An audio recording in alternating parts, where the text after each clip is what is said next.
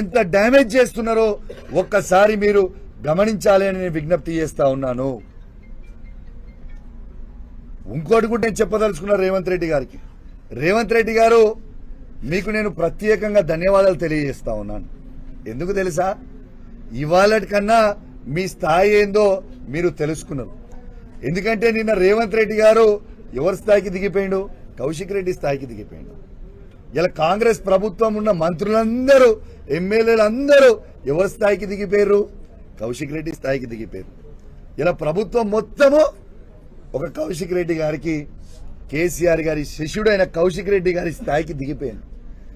రేవంత్ రెడ్డి గారు, మీ స్థాయి ఏందో ఇయాలటి నుంచి మీకు కేసీఆర్ గారు, కేటీఆర్ గారు, హరీష్ రావు గారు అవసరం లేదు. ఇక కౌశిక్ రెడ్డి వాజెస్ రేవంత్ రెడ్డి చూసుకున్నావు కదా, రెస్పాండ్ అయినావు కదా, నా సంగతి ఏందో చూస్తా అన్నావు కదా, నా సంగతి ఏందో చూస్తా అన్నావు కదా.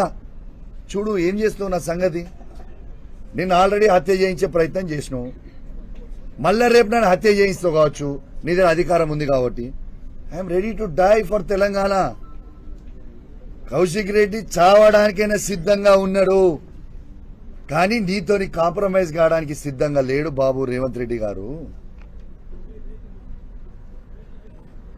తెలంగాణ ప్రజల కోసం, తెలంగాణ కోసం మళ్ళా బీఆర్ఎస్ పార్టీ జెండా ఈ తెలంగాణ గడ్డ మీద ఎగిరేయడానికి కోసం మళ్ళా కేసీఆర్ గారిని మళ్ళా ముఖ్యమంత్రి పీఠం మీద కూర్చోబెట్టి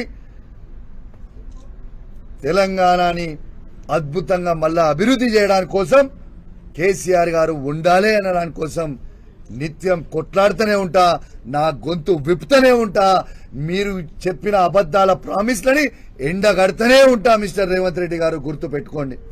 నీ అవాకులకి, చెవాకులకి, ఈ బెదిరింపులకి కౌశిక్ రెడ్డి ఎట్టు పరిస్థితుల్లో